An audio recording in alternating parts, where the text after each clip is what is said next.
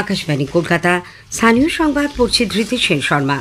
বিশেষ খবর হলো, সরকারি কর্মচারীদের বকেয়া মহার্ঘ ভাতা মিটিয়ে দেওয়া সংক্রান্ত মামলার আজ আবারও শুনানি সুপ্রিম কোর্টে। বিরোধী দলনেতা শুভেন্দু অধিকারী কোচবিহারের খাগড়াবাড়িতে তার কনভয়ে হামলার ঘটনায় তদন্তের দাবি জানিয়েছেন। 3 জেলা সফরে মুখ্যমন্ত্রী মমতা ব্যানার্জির আজ ঝাড়গ্রামে বিভিন্ন কর্মসূচি রয়েছে। রাজ্যে ভোটার তালিকায় ভুয়ো ভোটারের নাম তোলার অভিযোগে নির্বাচন কমিশন রাজ্য সরকারকে 4 সরকারি আধিকারিককে সাসপেন্ড করতে বলেছে। এদের বিরুদ্ধে এফআইআর দায়ের করতেও বলা হয়েছে। সক্রিয় মৌসুমী অক্ষরেখা ও ঘূর্ণাবর্তের কারণে আজও রাজ্যের বিভিন্ন জেলায় বিক্ষিপ্ত বৃষ্টির পূর্বাভাস। ডুরান্ড কাপ ফুটবলে আজ ইস্টবেঙ্গল নামধারী এফসির মুখোমুখি হবে। আসছি বিস্তারিত খবরে।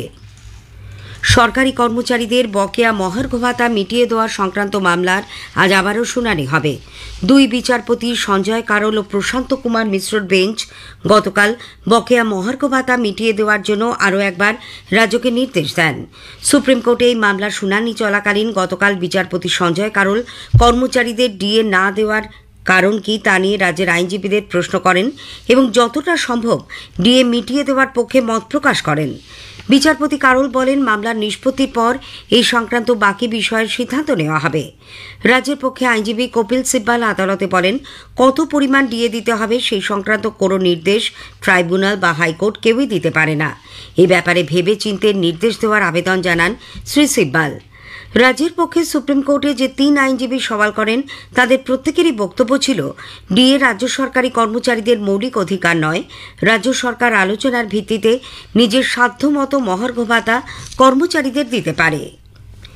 ওবিসি সংরক্ষণের নতুন তালিকায় কলকাতা হাইকোর্টের নির্দেশের ওপর সুপ্রিম কোর্ট নতুন করে স্থগিতাদেশ দেওয়ায় 24 আগস্ট পর্যন্ত আদালতে এই মামলার শুনানি স্থগিত রাখা হচ্ছে। 2 বিচারপতি তপব্রত চক্রবর্তী ও রাজশেখর মান্থার বেঞ্চ গতকাল একথা জানান।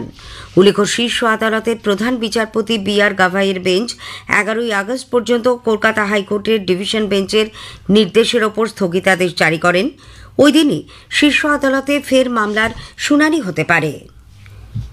বিরোধী দলনেতা শুভেন্দু অধিকারী কোচবিহারের খাগড়াবাড়িতে গতকাল তার কনভয়ে হামলার ঘটনায় তদন্তের দাবি জানিয়েছেন। রাজ্য পুলিশ প্রশাসনের নির্ধারিত রুটে গিয়েও কিভাবে এই হামলা চালানো হলো সেই নিয়ে প্রশ্ন তোলেন তিনি। কোচবিহার থেকে গত সন্ধ্যায় শিলিগুড়ি ফেরার পথে শুভেন্দু বলেন, এ ব্যাপারে তিনি রাজ্যপাল CV আনন্দ বোস এবং মুখ্য সচিব ও স্বরাষ্ট্র সচিবকে চিঠি দেবেন। বাংলাদেশ সীমান্তবর্তী খাগড়াবাড়ি এলাকায় এই হামলার ঘটনায় বাংলাদেশীয় রোহিঙ্গারা জড়িত ছিল বলেও দাবি করেন শুভেন্দু। গোটা ঘটনায় পুলিশের ভূমিকা নিয়েও প্রশ্ন তুলেছেন তিনি। মেরে ফেলার জন্য আক্রমণ হয়েছে এবং এই এসপি ধৃতিমান ভট্টাচার্য, উদয়ন গুহ, ভাইপো অভিষেক ব্যানার্জির নির্দেশে করেছে। আমরা এর কাছে রিসিভ করিয়েছি বরেন বর্মন, নিখিল রঞ্জন দে এবং সুশীল বর্মনের উপর যে হামলা তার সিডিও জমা দিয়েছি আর রিসিভ করিয়েছি। ওকে বলেছি কোর্টে দেখা হবে। রাজ্যকে রোহিঙ্গা ও বাংলাদেশি মুক্ত গড়ে তোলার দাবিতে বিজেপির উদ্যোগে জন্মাষ্টমীর দিন থেকে বিশেষ কর্মসূচি হাতে নেওয়া হবে বলে শুভেন্দু জানান। খাগড়াবাড়ি থেকে শুরু হবে এই আন্দোলন। কেন্দ্রীয় প্রতিমন্ত্রী সাংসদ সুকান্ত মজুমদার অভিযোগ করেছেন, দলীয় নেতৃত্বের নির্দেশ ছাড়া এই ধরনের ঘটনা ঘটতে পারে না। এদিকে বিজেপির রাজ্য সভাপতি শ্রমিক ভট্টাচার্য বিরোধী দলনেতার ওপর ওই আক্রমণের নিন্দা করে বলেছেন, আদালতের নির্দেশের মান্যতা যে রাজ্য সরকার ও তৃণমূল কংগ্রেসের কাছে নেই তা আবারও প্রমাণিত হল। কার্যত পুলিশের সামনেই রোহিঙ্গা ও বাংলাদেশি জামাতিরা বিরোধী দলনেতার গাড়িতে আক্রমণ চালায় বলেও তিনি দাবি করেন। বিরোধী দলনেতার গাড়ি লক্ষ্য করে হামলার প্রতিবাদে গতকাল বিভিন্ন জায়গায় বিক্ষোভ কর্মসূচিতে সামিল হন বিজেপি নেতাকর্মীরা। পুরুলিয়ায় রেয়ার আর্থ মিনারেলের সন্ধান পাওয়া গেছে বলে খনি মন্ত্রক জানিয়েছে। সাংসদ শ্রমিক ভট্টাচার্যের প্রশ্নের উত্তরে গতকাল সংসদে মন্ত্রকের পক্ষ থেকে জানানো হয়েছে, জিওলজিক্যাল সার্ভে অফ ইন্ডিয়া পুরুলিয়ায় এই রেয়ার আর্থ মিনারেলের বিশাল ভাণ্ডার আবিষ্কার করেছে। এর আনুমানিক মূল্য 1,40,000 কোটি টাকা। দেশের ভবিষ্যতের জন্য অত্যন্ত গুরুত্বপূর্ণ ইলেকট্রনিক্স, প্রতিরক্ষা ও পুনর্নবীকরণযোগ্য শক্তিতে এই রেয়ার আর্থ মিনারেল ব্যবহৃত হয়। তবে রাজ্য সরকার কালাপাথর রঘুদিহ ব্লকের নিলামের জন্য প্রয়োজনীয় তথ্য প্রদান না করায় গোটা নিলাম প্রক্রিয়া বন্ধ হয়ে রয়েছে। পরে এক সাংবাদিক বৈঠকে শ্রমিকবাবু অভিযোগ করেন, শুধু তেল বা প্রাকৃতিক গ্যাসই নয়, রেয়ার আর্থ মিনারেল নিয়েও তৃণমূল কংগ্রেসের অসহযোগিতা ও উদাসীনতা রাজ্যের আর্থসামাজিক ব্যবস্থাকে ধ্বংসের দিকে ঠেলে দিচ্ছে। তিন জেলা সফরে মুখ্যমন্ত্রী মমতা ব্যানার্জির আজ ঝাড়গ্রামে বিভিন্ন কর্মসূচি রয়েছে। মেদিনীপুর সার্কিট হাউসে রাত্রিবাসের পর আজ সকালে তিনি ঝাড়গ্রামে পৌঁছবেন। সেখানে তার একটি মিছিলে অংশ নেওয়ার কথা। আগামীকাল আদিবাসী দিবস সংক্রান্ত এক অনুষ্ঠানে যোগ দেবেন তিনি। শুক্রবার তার কলকাতায় ফেরার কথা। জেলা সফরে গতকাল পশ্চিম মেদিনীপুরের ঘাটাল আরগোড়া চাতালের বন্যা পরিস্থিতি ঘুরে দেখেন মুখ্যমন্ত্রী। তিনি বলেন, ঘাটাল মাস্টার প্ল্যান নিয়ে রাজ্য সরকার ইতিমধ্যেই অর্থ বরাদ্দ করেছে। বর্ষার পরেই কাজ শুরু হয়ে যাবে। 2026-এ বিধানসভা নির্বাচনের পর ঘাটালে বন্যা নিয়ন্ত্রণের পরিকল্পনা শুরু হবে বলেও মুখ্যমন্ত্রী জানিয়েছেন। ঘাটাল থেকে তিনি ফের একবার বিপুল পরিমাণে জল ছাড়ার জন্য ডিভিসিকে দায়ী করেন। একটানা বৃষ্টি ও জমা জলে যেসব বাড়ি ক্ষতিগ্রস্ত হয়েছে রাজ্য সরকার তাদের নাম বাংলার বাড়ি প্রকল্পে অন্তর্ভুক্ত করার সিদ্ধান্ত নিয়েছে। রাজ্যের বন্যা পরিস্থিতি নিয়ে মুখ্য সচিব মনোজ পান্ত গতকাল রাজ্যের সব জেলা শাসকের সঙ্গে ভার্চুয়াল বৈঠক করেন। সেখানে তিনি জেলা শাসকদের বাড়ি সংক্রান্ত ক্ষয়ক্ষতি নিয়ে পূর্ণাঙ্গ সমীক্ষা করার নির্দেশ দেন বলে নবান্ন সূত্রে জানা গেছে। পাশাপাশি কৃষিতে ক্ষয়ক্ষতি নিয়ে বিস্তারিত সমীক্ষা করে ক্ষতিগ্রস্তদের বাংলার শস্য বীমা যোজনা প্রকল্পের আওতায় আনার কথা বলা হয়েছে। স্থানীয় সংবাদ শুনছেন আকাশবাণী কলকাতা কেন্দ্র থেকে। ভোটার তালিকায় অবৈধভাবে ভুয়ো বা অস্তিত্বহীন ভোটারের নাম তোলার অভিযোগে নির্বাচন কমিশন রাজ্যের 4 সরকারি আধিকারিককে সাসপেন্ড করার জন্য রাজ্য সরকারকে নির্দেশ দিয়েছে। একই সঙ্গে এদের বিরুদ্ধে অবিলম্বে এফআইআর দায়ের করতে রাজ্যের মুখ্য সচিব মনোজ পান্থের কাছে চিঠি পাঠিয়েছে কমিশন। সাসপেন্ড হওয়া আধিকারিকদের মধ্যে রয়েছেন দক্ষিণ 24 পরগনার বারুইপুর পূর্ব বিধানসভা কেন্দ্রের electoral registration officer Debottam Dutta Chowdhury, assistant electoral registration officer Tathagata Mondal. পাশাপাশি পূর্ব মেদিনীপুরের ময়না বিধানসভা কেন্দ্রের ইআরও বিপ্লব সরকার ও এইআরও সুদীপ্ত দাসকেও সাসপেন্ড করতে বলা হয়েছে।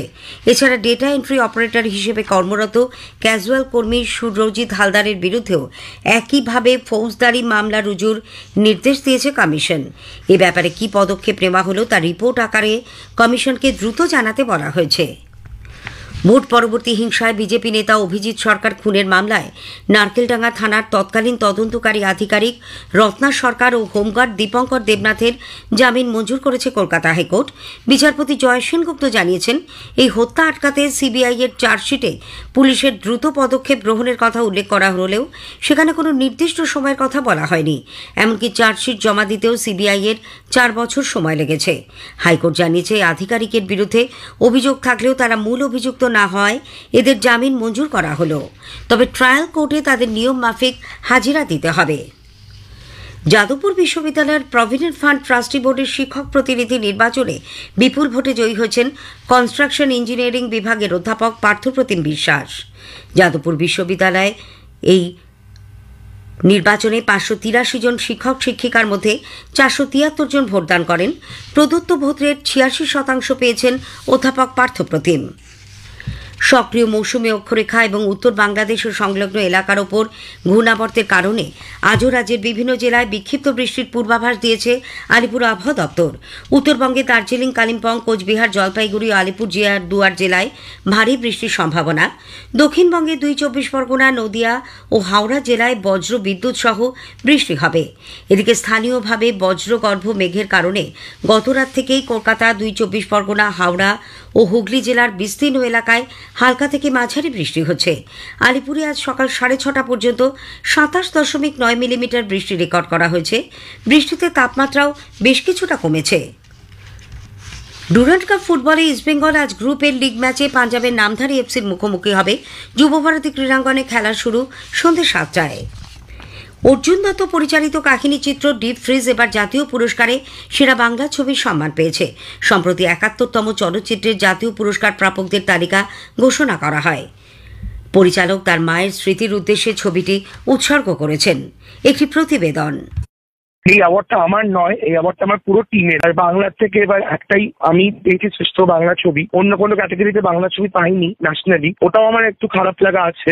আমি মনে করি আমাদের ইন্ডাস্ট্রি একটা ফ্যামিলি। নিজেদের ঘরের মধ্যে ঝগড়া করে বাড়ির লোকে যদি লাভ, সেখানে দাঁড়িয়ে আমাদেরকে সবাই মিলে একসাথে পুরো সলিডারিটি মেনটেন করে আর কমিউনিটি ফিলিং এনে কমিউনিটি ফর্ম করে আমাদেরকে সবাইকে মিলে একসাথে ভালো কাজ করতে হবে। আর বিজনেস ওয়াইজও যাতে ভালো চলে ছবি, ওটাও আমাদের ভাবতে হবে। অভিজিৎ চক্রবর্তী, আকাশবাণী সংবাদ, কলকাতা। নানা অনুষ্ঠানের মধ্যে দিয়ে আজ স্বাধীনতা আন্দোলনের বিশিষ্ট নেতা সুরেন্দ্রনাথ বন্দ্যোপাধ্যায়ের 101তম প্রয়াণ দিবসে তাকে স্মরণ ও শ্রদ্ধা জ্ঞাপন করা হচ্ছে। শেষ করার আগে স্থানীয় সংবাদের বিশেষ কিছু অংশ আরও একবার। সরকারি কর্মচারীদের বকেয়া মহার্ঘ ভাতা মিটিয়ে দেওয়া সংক্রান্ত মামলার আজ আবারও শুনানি হবে সুপ্রিম কোর্টে। বিরোধী দলনেতা শুভেন্দু অধিকারী কোচবিহারের খাগড়াগাড়িতে তার কনভয় হামলার ঘটনায় তদন্তের দাবি জানিয়েছেন। স্থানীয় সংবাদ শেষ হল। আকাশবাণী খবর পড়ছি প্রবাল বন্দ্যোপাধ্যায়। এখনকার বিশেষ বিশেষ খবর। প্রধানমন্ত্রী নরেন্দ্র মোদী আজ নতুন দিল্লির কর্তব্য পথে কর্তব্য ভবনের উদ্বোধন করবেন। রাষ্ট্রপতি দ্রৌপদী মুর্মু বলেছেন, ভারত ও ফিলিপিন্সের সম্পর্ক শুধুমাত্র দুদেশের জনগণের মধ্যেই সীমাবদ্ধ নয়, তা আঞ্চলিক শান্তি, স্থিতিশীলতা ও সমৃদ্ধির ধারক। উত্তরাখণ্ডে উত্তরকাশীর ধারালি জেলায় গতকালের মেঘ ভাঙা বৃষ্টি ও হটবাবানে ব্যাপক ক্ষয়ক্ষতির খবর পাওয়া গেছে। যুদ্ধকালীন তৎপরতায় ত্রাণ ও উদ্ধার কাজ চলছে। কেন্দ্রীয় সমবায় মন্ত্রী অমিত শাহ বলেছেন, প্রধানমন্ত্রী নরেন্দ্র মোদীর নেতৃত্বে সমবায় মন্ত্রক দেশের বিভিন্ন সমবায় কেন্দ্রগুলিকে সক্রিয় ও সফল বাণিজ্যিক কেন্দ্র হিসেবে গড়ে তুলতে দায়বদ্ধ। জাতীয় তদন্ত সংস্থা এনআইএ অমৃতসর একটি মন্দিরে গ্রেনেড হামলার সূত্রে পাঞ্জাবে 19টি জায়গায় তল্লাশি চালিয়েছে। ডুরান্ড কাপ ফুটবলে আজ ইস্টবেঙ্গল নামধারী এফসির মুখোমুখি হবে। আসছে বিস্তারিত সংবাদে। প্রধানমন্ত্রী নরেন্দ্র মোদী আজ নতুন দিল্লির কর্তব্য পথে কর্তব্য ভবনের উদ্বোধন করবেন। এই উপলক্ষে এক জনসভাতেও ভাষণ দেবেন তিনি। সেন্ট্রাল ভিস্তার নতুন বিস্তারিত অংশ হল এই কর্তব্য ভবন। প্রশাসনিক দক্ষতা বৃদ্ধির লক্ষ্যে কেন্দ্রীয় সচিবালয়ের যে নতুন কয়েকটি ভবন নির্মাণের কর্মসূচি নেওয়া হয়েছে, এটি হল তার মধ্যে প্রথম। প্রধানমন্ত্রীর দপ্তর সূত্রে এক বিবৃতিতে জানানো হয়েছে, দিল্লির নানান জায়গায় ছড়িয়ে ছিটিয়ে থাকা বিভিন্ন মন্ত্রক ও দপ্তরকে একই ছাদের তলায় নিয়ে আসা হচ্ছে এই কর্তব্য ভবনে। এর ফলে একদিকে যেমন কর্মক্ষমতা বৃদ্ধি পাবে, অন্যদিকে বিকশিত হবে উদ্ভাবনী ক্ষমতাও। 1.5 লক্ষ বর্গমিটার এলাকার উপর গড়ে তোলা এই দপ্তরে থাকছে 7টি তলা ও 2টি বেসমেন্ট। ওই ভবনে কেন্দ্রীয় সরকারের গুরুত্বপূর্ণ বিভিন্ন মন্ত্রক যেমন স্বরাষ্ট্র, বিদেশ, গ্রামোন্নয়ন, এমএসএমই, ডিওপিটি, পেট্রোলিয়াম ও প্রাকৃতিক গ্যাস এবং মুখ্য বৈজ্ঞানিক উপদেষ্টা দপ্তরের থাকবে। এর পাশাপাশি বিদ্যুৎ সাশ্রয়ী ও পুনর্নবীকরণযোগ্য শক্তির মাধ্যমে 30% বিদ্যুৎ সাশ্রয় করা সম্ভব হবে। একই সঙ্গে বার্ষিক 5 লক্ষ ইউনিট বিদ্যুৎ উৎপাদন করাও সম্ভব হবে। নতুন ভবনে আধুনিক সুশাসন পরিকাঠামোর যাবতীয় ব্যবস্থাও থাকছে। প্রধানমন্ত্রী নতুন দিল্লিতে আগামীকাল MS স্বামীনাথন শতবার্ষিকী আন্তর্জাতিক সম্মেলনের উদ্বোধন করবেন। কৃষি বিজ্ঞান ও খাদ্য সুরক্ষা ক্ষেত্রে বিখ্যাত ব্যক্তিত্ব অধ্যাপক স্বামীনাথনের জন্ম শতবার্ষিকী উপলক্ষে MS স্বামীনাথন গবেষণা কেন্দ্র, কেন্দ্রীয় কৃষি ও কৃষি কল্যাণ মন্ত্রক, ভারতের কৃষি গবেষণা পরিষদ ও জাতীয় কৃষি বিজ্ঞান কেন্দ্রের সহায়তায় আগামীকাল থেকে শনিবার পর্যন্ত এই সম্মেলনের ব্যবস্থাপনা করা হয়েছে। রাষ্ট্রপতি দ্রৌপদী মুর্মু বলেছেন, ভারত ও ফিলিপিন্সের সম্পর্ক শুধুমাত্র দুদেশের জনগণের মধ্যে সীমাবদ্ধ নয়, তা আঞ্চলিক শান্তি, স্থিতিশীলতা ও সমৃদ্ধির ধারক।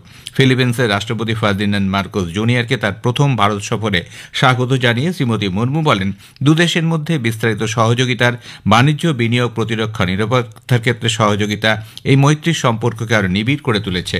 অভিন্ন মূল্যবোধ ও ঐতিহাসিক বন্ধনের ভিত্তিতে গড়ে উঠেছে সম্পর্ক। সন্ত্রাসবাদী হামলার পর ফিলিপিন্স সরকার যেভাবে সন্ত্রাসবাদের বিরুদ্ধে ভারতের পাশে দাঁড়িয়েছে, সেজন্য তাদের ধন্যবাদ জানান শ্রীমতী মুর্মু। ভারত ও ফিলিপিন্স কৌশলগত অংশীদারিত্বের ক্ষেত্রে দ্বিপাক্ষিক সহযোগিতা আরও উন্নত করতে সহমত হয়েছে। গতকাল নতুন দিল্লিতে প্রধানমন্ত্রী নরেন্দ্র মোদী ও সফররত ফিলিপিন্সের রাষ্ট্রপতি মার্কোস জুনিয়রের সঙ্গে দ্বিপাক্ষিক বৈঠকে এই সিদ্ধান্ত হয়। বৈঠকের পর এক যৌথ বিবৃতিতে প্রধানমন্ত্রী মোদী বলেন, ভারত 2019 থেকে 2025 এই সময়সীমার মধ্যে 5 বছরের জন্য কর্মপরিকল্পনা, 2029 থেকে 2025 এই সময়সীমার মধ্যে 5 বছরের জন্য এই কর্মপরিকল্পনা তৈরি করেছে। मैंने और राष्ट्रपति जी ने आपसी सहयोग, क्षेत्रीय मुद्दों और अंतर्राष्ट्रीय परिस्थितियों पर विस्तार से बातचीत की। ये प्रसन्नता का विषय है कि हमने अपने संबंधों को स्ट्रेटेजिक पार्टनरशिप का दर्जा देने का निर्णय लिया है। इस पार्टनरशिप के पोटेंशियल को परिणामों में परिवर्तित करने के लिए एक व्यापक एक्शन प्लान भी बनाया गया है। উত্তরাখণ্ডের উত্তরকাশীর ধারালি জেলায় গতকালের মেঘভাঙা বৃষ্টি ও হড়পাবানে ব্যাপক ক্ষয়ক্ষতির খবর পাওয়া গেছে। ত্রাণ ও উদ্ধারের কাজ জোর কদমে চলেছে। সেনাবাহিনীর পক্ষ থেকে জানানো হয়েছে 20 জন সাধারণ নাগরিককে উদ্ধার করা হয়েছে। 4 জনের মৃত্যু হয়েছে, এখনও অনেকে নিখোঁজ। আহতদের চিকিৎসা চলছে হারসিলে সেনাবাহিনীর হাসপাতালে। দুর্ঘটনার 10 মিনিটের মধ্যে সেনাবাহিনী সেখানে পৌঁছে ত্রাণ ও উদ্ধারের কাজ শুরু করায় বড় রকমের বিপর্যয় এড়ানো সম্ভবপর হয়েছে। রাষ্ট্রপতি দ্রৌপদী মুর্মু ও প্রধানমন্ত্রী নরেন্দ্র মোদী এই ঘটনায় গভীর দুঃখ প্রকাশ করেছেন। টেলিফোনে মুখ্যমন্ত্রী পুষ্কর সিং ধামির সঙ্গে পরিস্থিতি নিয়ে কথা বলেছেন প্রধানমন্ত্রী। স্বরাষ্ট্রমন্ত্রী অমিত শাহ উত্তরকাশী জেলার বিপর্যয়ের ঘটনায় মুখ্যমন্ত্রীর সঙ্গে টেলিফোনে কথা বলেছেন। মুখ্যমন্ত্রী পুষ্কর সিং ধামি এই ঘটনায় শোক প্রকাশ করেছেন। তিনি জানান যে জেলা প্রশাসন, সেনাবাহিনী, এনডিআরএফ এবং এসডিআরএফ বিপর্যস্ত এলাকায় জোর কদমে কাজ করছে। को जल्दी से जल्दी राहत के काम किए जाएं, बचाव के कार्य किए जाएं। जिला प्रशासन के लोग, साथ में हमारी सेना के लोग, एनडीआरएफ, एसडीआरएफ, आपदा प्रबंधन विभाग लगातार कोशिश कर रहा है। हमारी सर्वोच्च प्राथमिकता है कि सभी को इस समय राहत की जाए, सभी को बचाया जाए और हर प्रकार से जान माल की सुरक्षा की जाए। কেন্দ্রীয় সমবায় মন্ত্রী অমিত শাহ বলেছেন, প্রধানমন্ত্রী নরেন্দ্র মোদীর নেতৃত্বে সমবায় মন্ত্রক দেশের বিভিন্ন সমবায়গুলিকে সক্রিয় ও সফল বাণিজ্যিক কেন্দ্র হিসেবে গড়ে তুলতে দায়বদ্ধ। তিনি বলেন, দেশে 5 বছরের মধ্যে 2 লক্ষ বহু উদ্দেশ্য সাধক কোঅপারেটিভ সোসাইটি গড়ে তোলার উচ্চাকাঙ্ক্ষী লক্ষ্য গ্রহণ করা হয়েছে। সেই দিকে দৃষ্টি রেখে ইতিমধ্যে 35,000 সমবায় কেন্দ্র তৈরি করা হয়েছে। সমবায় ক্ষেত্রকে আরও মজবুত করার লক্ষ্যে গতকাল নতুন দিল্লিতে সমবায় মন্ত্রকের পরামর্শদাতা কমিটির 2য় বৈঠকে তিনি একথা বলেন। তথ্য সম্প্রচার প্রতিমন্ত্রী ড এল মুরুগান বলেছেন, একটি আধুনিক, অন্তর্ভুক্তিমূলক এবং দক্ষ মিডিয়া ও বিনোদন বাস্তুতন্ত্র গড়ে তোলার ক্ষেত্রে রাজ্য এবং কেন্দ্রশাসিত অঞ্চলগুলির বড় ভূমিকা রয়েছে। নতুন দিল্লিতে রাজ্য এবং কেন্দ্রশাসিত অঞ্চলগুলির তথ্য ও জনসংযোগ সচিবদের জাতীয় সম্মেলনের উদ্বোধনী ভাষণে ড মুরুগান বলেন যে সরকার বিনোদন ক্ষেত্রকে অত্যন্ত অগ্রাধিকার দেয়। এই অর্থনীতির উন্নয়নের লক্ষ্যে বেশ কয়েকটি পদক্ষেপও গ্রহণ করা হয়েছে। খবর শুনছেন আকাশবাণী থেকে। গ্রেনেড হামলার সূত্রে জাতীয় তদন্ত সংস্থা এনআইএ পাঞ্জাবের 19টি জায়গায় তল্লাশি চালিয়েছে। গতকাল সীমান্ত জেলা অমৃতসর, গুরদাসপুর ও বাতালায় তল্লাশি অভিযান চালানোর সময় এনআইএর বিভিন্ন দল বেশ কিছু গুরুত্বপূর্ণ জিনিসপত্র, মোবাইল ফোন, ডিজিটাল সরঞ্জাম উদ্ধার করে। এজেন্সি এক বিবৃতিতে জানিয়েছে, বিদেশি হ্যান্ডলারদের মদতপুষ্ট জঙ্গিরা অমৃতসরের শেরশাহ রোডে ঠাকুর দুয়ারা সনাতন মন্দিরে গ্রেনেড নিক্ষেপ করেছিল। তদন্তে জানা গেছে, এই হামলার পেছনে ছিল অভিযুক্ত গুরসিডক সিং ও বিশাল গিল। মৃত গুরসিডক সিং এর সঙ্গে বিদেশি হ্যান্ডলারদের যোগাযোগ ছিল, যারা জনগণের মধ্যে সন্ত্রাস ও ষড়যন্ত্রের বীজ বোনার জন্য ভারতীয়দের নিয়োগ করত। Chief of defence staff CDS general Anil Chauhan 3 সার্ভিসে বর্তমানে নিরাপত্তা সংক্রান্ত চ্যালেঞ্জ মোকাবিলার নতুন বাজার উপযোগী প্রযুক্তি, পূর্বতন ঐতিহ্যগত ব্যবস্থা ও সমন্বয়ের ক্ষেত্রকে গ্রহণ করার উপর গুরুত্ব আরোপ করেছেন। গতকাল নতুন দিল্লিতে কেন্দ্রীয় সরকার আয়োজিত যৌথ যুদ্ধ বিগ্রহ সংক্রান্ত অধ্যয়ন কর্মসূচির বার্ষিক ট্রাইডেন্ট বক্তৃতামালার উদ্বোধনী অনুষ্ঠানে ভাষণ দিতে গিয়ে তিনি বলেন, বর্তমান পরিবেশে জাতীয় নিরাপত্তা সুনিশ্চিত করতে প্রযুক্তিগত সমন্বয় ও সার্বিক অভিযানকে গুরুত্ব দিতে হবে।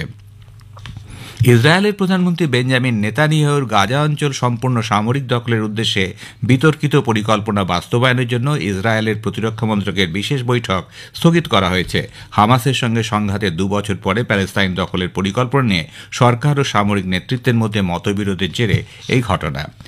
এদিকে ইসরায়েলের প্রতিরক্ষা ব্যবস্থা গতকাল মধ্য ইসরায়েলের বেন গুরিয়ান বিমানবন্দরে ইয়েমেনের হুথি বিদ্রোহীদের নতুন ক্ষেপণাস্ত্র হামলা প্রতিহত করেছে। ইসরায়েলি বিমানবন্দর লক্ষ্য করে বিদ্রোহীরা হাইপারসনিক ব্যালিস্টিক ক্ষেপণাস্ত্র নিক্ষেপ করে। উল্লেখ্য, উত্তর ইয়েমেনের অধিকাংশ স্থান নিজেদের নিয়ন্ত্রণে রাখা হুথি গোষ্ঠী 2023 সালের নভেম্বর মাস থেকে ইসরায়েলের বিভিন্ন লক্ষ্যবস্তুকে উদ্দেশ্য করে ক্ষেপণাস্ত্র ও ড্রোন হামলা চালাচ্ছে। আজ হিরোশিমা দিবস। জাপানের হিরোশিমা শহরে পারমাণবিক বোমায় বহু মানুষের প্রাণহানির ঘটনার স্মরণে ও শান্তি প্রার্থনার মধ্যে দিয়ে দিনটি পালিত হচ্ছে। উল্লেখ্য, 1945 সালের 6ই আগস্ট দ্বিতীয় বিশ্বযুদ্ধ চলাকালীন মার্কিন যুদ্ধবিমান থেকে পারমাণবিক বোমা হামলা চালানো হয়েছিল হিরোশিমা শহরে। ডুরান্ড কাপ ফুটবলে ইস্টবেঙ্গল আজ গ্রুপ এ লিগ ম্যাচে পাঞ্জাব নামধারী এফসির মুখোমুখি হবে।